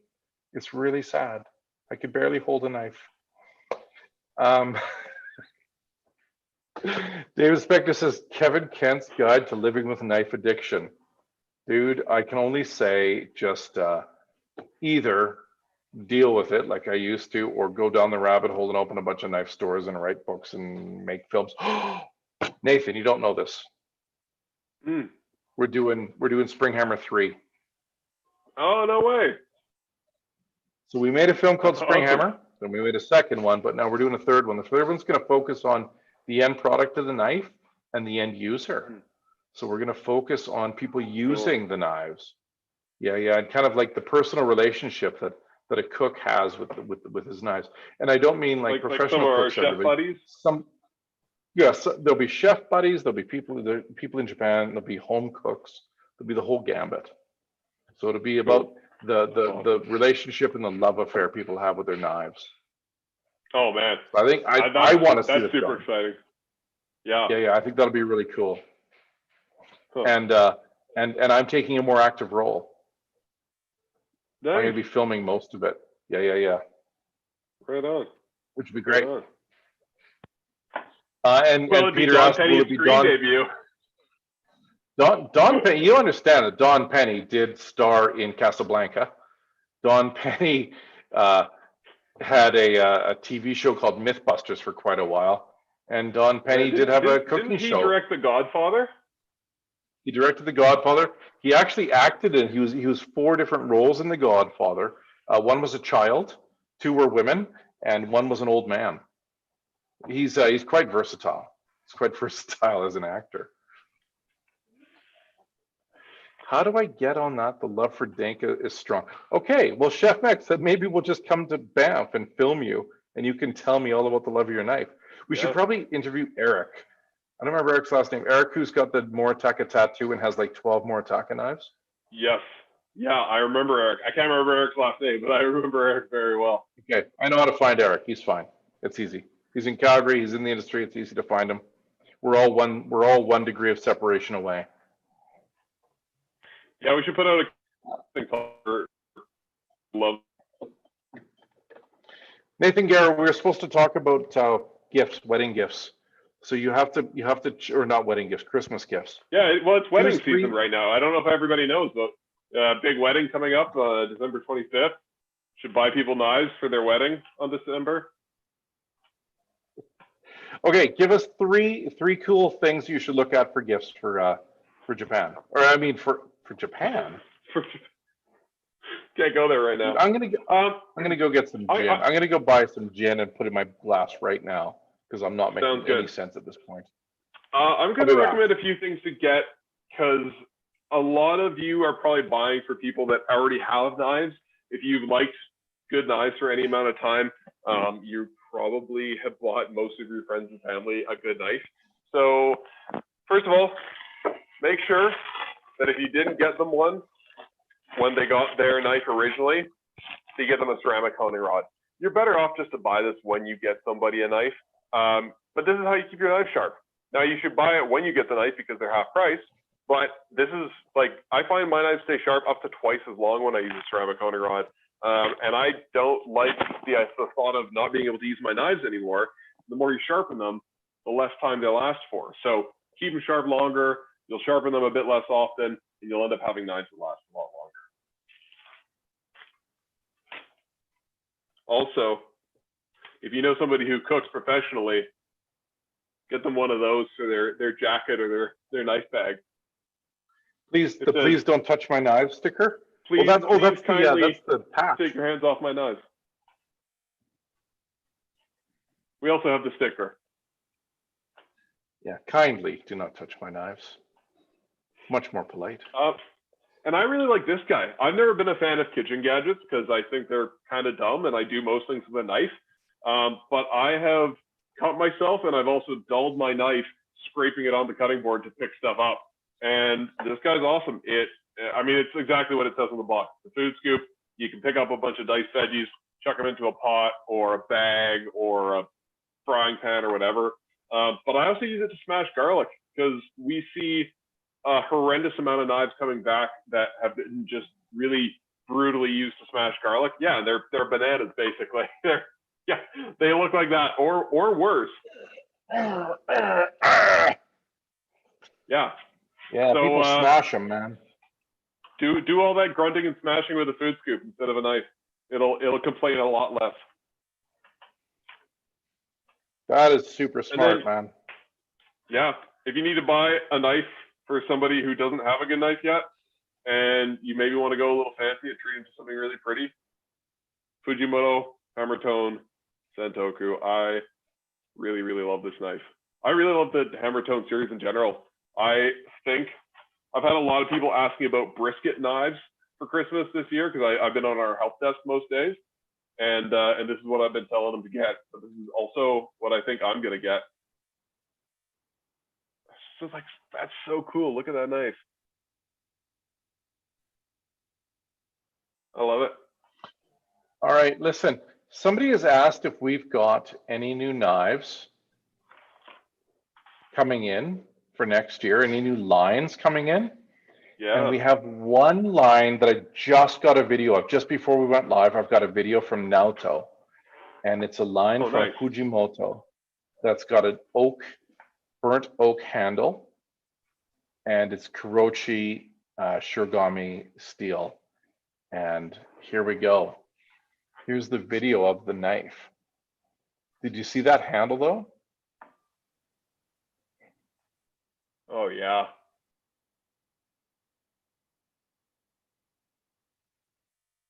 I'm gonna show you the handle again. Look at this handle. Cool. Oh, that's awesome. Right? We've also got it with the non-burnt handle.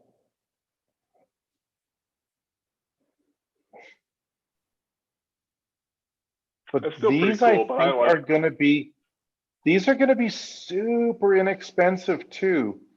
Like, look at that handle though. I think maybe the non-burnt handle is better because look at the grain in it. I haven't had it in my hand yet. Like literally, they arrived hours ago. Naoto just sent me the video just before we went on the air here. Oh, cool. I think like that's going to be a winner. prototypes arrived here. Yeah, but these are hand hammered knives that I think are going to be in the 120 mark for a Santoku. Yeah. Like kooky, right? So yeah. I think that's going to be awesome. Damon Spector says, I can't imagine using a handmade knife to smash a clove of garlic. You're better off using your head if you're going to use a good knife. So there you go. Yeah. Smash garlic with your head. So that's a funny thing. Damon, I like you. You make sense to me. Don Penny says I don't have a Santoku yet. And luckily, next year is almost here. Because Don Penny told me he's not going to buy any knives this year, any more knives. He told me that before he bought his 5 knives from the garage sale. So now he's definitely not allowed to buy any more knives. Definitely not having more knives, apparently. And Peter Brown just picked up your Tsujihiki, the Hammertone Tsujihiki, and he loves it. Oh, really? I'll tell you what, I love the shape of that knife, man. The tip of that slicer is beautiful. Look at that. Look at that thing. It's so sexy. It's so cool. Oh my god. And they work great. Like I love how the grind gets so wide at the tip, so there's no Kurochi at the tip. Like oh man, it's such a good looking knife. Like they really more nailed it. Like a highlight. Yeah. And the handle, like I love me some octagon handles. That is just comfortable and it's light. Oh man. Yeah. Cool. Listen, if there's any more questions, let us know. I think Nathan has some more housekeeping things, like more news items. To bore you guys with, but now's a good time to remind everyone that if you have to if you still have Christmas presents to get and you need them to ship from us, we'll get them out from the warehouse as fast as possible. But we just know that some of the freight carriers are going to get slowed down. So order them right away or get them this week. We'll get them shipped out to you right away. And that way your Christmas presents will be late. I had late Christmas presents last year, and that was just my bad planning. But this year, more than ever, just get ahead, do it now. If you need help, if you're indecisive like me, just shoot us a message on our help desk, and we'll help you make the right choice. Right. Other than that, let's talk about the help desk. When is the help desk manned? So the help desk is manned 7 days a week. It's manned from basically 8 to 8 during the week, and we're there on the weekend more like regular business hours, sort of 10 to 6. But we're there to basically answer any question you have. So if you have a problem with your order not showing up on time, we'll help you out there. If you need to add something to your order last minute and you already placed the order, we can add it in. If you need to get advice choosing a knife, you don't know what the difference is between the Fujimoto Nishiji and the Fujimoto Hammertone, I can help you out with that. If you need to know what shape to get somebody, I'll ask you the right questions so that you can kind of figure it out.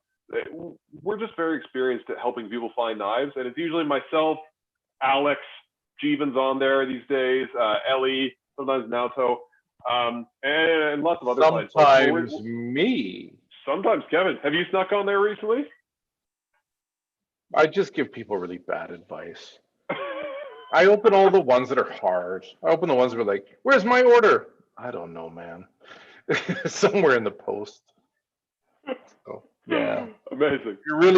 If you're really unlucky, I'll go and answer some of your questions. Sorry about that. On other notes, Nathan, on something more fun, I've got proof in my hands that the world is flat. Really?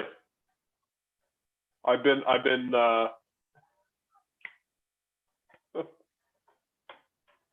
yeah, I think that's the going argument right now. Dispute that. That's all I got to say about that. It's hard to dispute. John May says, I don't have a Santoku or an Akiri. It's just hard to come up with a knife in either category that I think is going to work significantly better than my Kotetsu, unless it's a Denka. Now, John May, you might have to listen to Adrian Mar Hernandez, also known as Chef Mex. He may know something about Denkas, and he may like to tell you about how great they are. And Peter, I'm glad you always tune in as well. Denkas.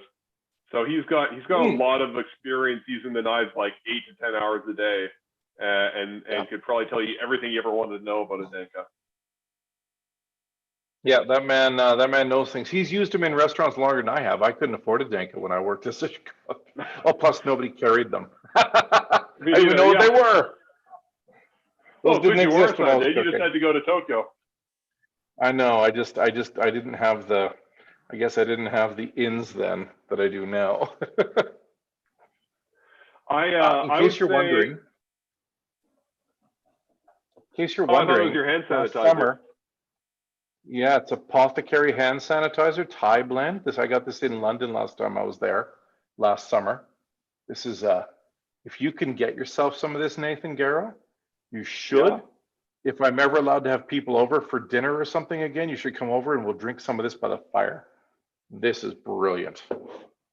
That's brilliant. Fantastic. That's one of the best gins I've ever had. It must be. I mean, I've never had a bottle of gin last me more than 2 weeks, so I'm pretty impressed. You might not have 90 bottles of gin at home. Yeah. That's how a song goes, right? 90 bottles of gin on the wall? Yeah, 90 bottles of gin. Take one down, sniff it, pass it around, drink a bit, put it back. 90 bottles of gin still on the wall. I think that's how it goes. For John there, if you're talking about finding an Akiri that will do something your Kotetsu won't, I have the Moritaka Mega Akiri, and it's really cool. I'm not big into those giant Chinese cleavers. I certainly see why a lot of people like them. I don't really, but I do like big knives. And for me, the Moritaka Mega Akiri, mine's just downstairs. I use it every week. It is really tall, but it's not like excessively tall. So I chop tons. Yeah, it's that guy. I chop a ton of cabbage with that. Lots of potatoes, just like anything that you need to chop a ton of. It's amazing, and I much prefer it to a more narrow Gyuto or Bunko or something. Other housekeeping. Yeah, if you Oh, go ahead. I was going to say it's not nearly as big or as heavy as a Chinese cleaver. It's just a bigger Nikiri, and I'm a fan. I'm a big fan. Well, John And said John says, well, he just said he'd be interested if we got an Aogami Super version for the next garage sale. So we'll have to perhaps you know what? Let's Let's just order some, because I've already ordered I think 20 AS Ishime Nikiris, or not Nikiris, Hanasukis from Mortaka-san for May, and we should just order some Mega Nikiris in Ishime, and that'd be great. We should just do that. That'd be super cool. And John May says he might be waiting for a while for his Tinker Tank. Yeah, me too, buddy. I can't seem to get one. and I even have an inn. I don't know if you know that, Nathan. I've got an inn at the warehouse. Yeah. In at Knifeware, and I still can't get it down. Do you know a lady at the warehouse? I know everybody at the warehouse, but they don't seem to like me very much. I'll have to bring them beer and bribe them or something. That's because you always just come in making a mess and moving stuff and trying to Sometimes show them I play YouTube guitar videos on your phone. Sometimes Showing I play videos guitar. of Italian guys with rocket bikes. Well, yeah, that's reasonable. Yeah. No? I think so. For those of you that are in our cities, like I know Don, for example, he's probably got his Christmas shopping done already.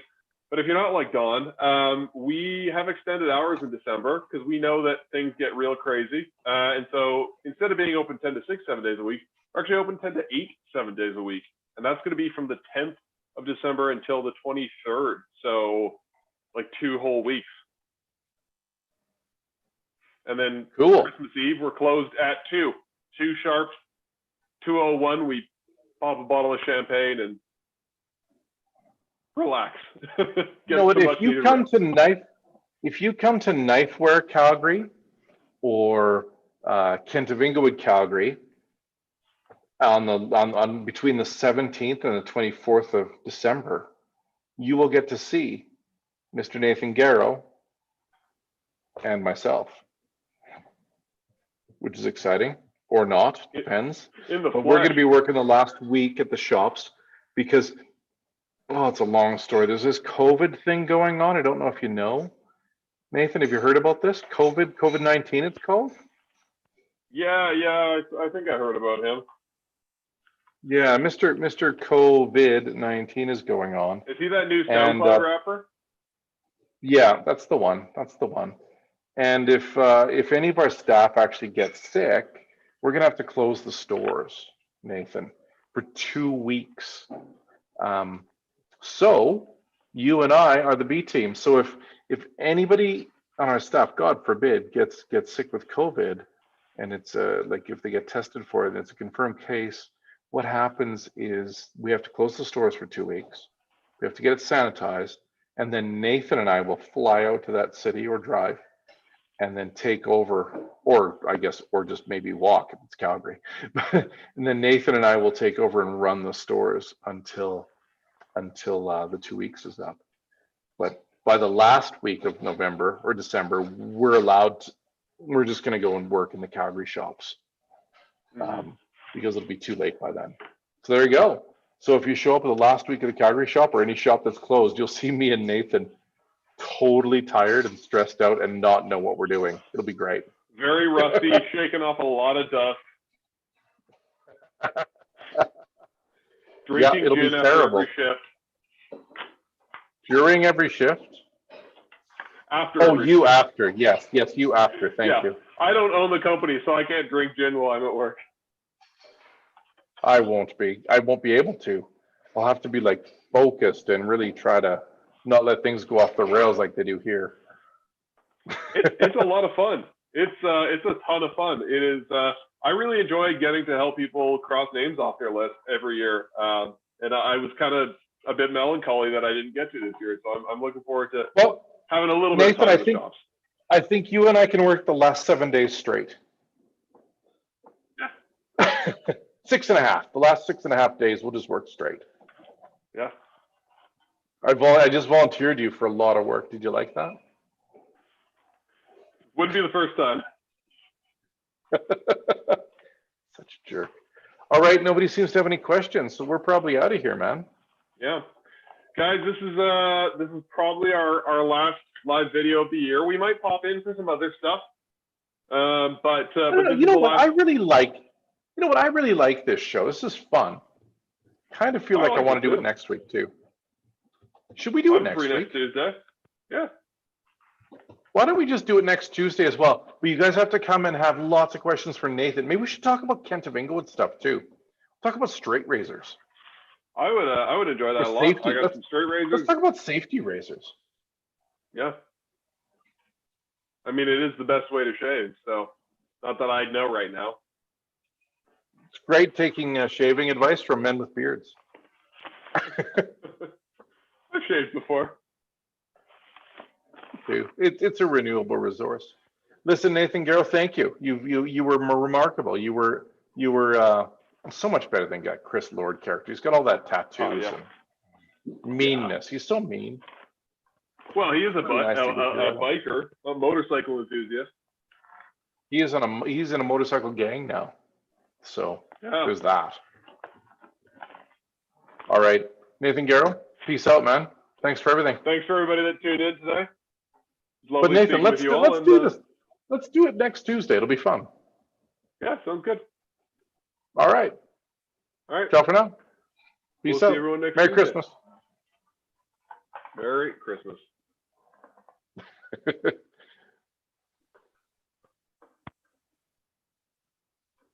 You got to press stop on those things, Nathan.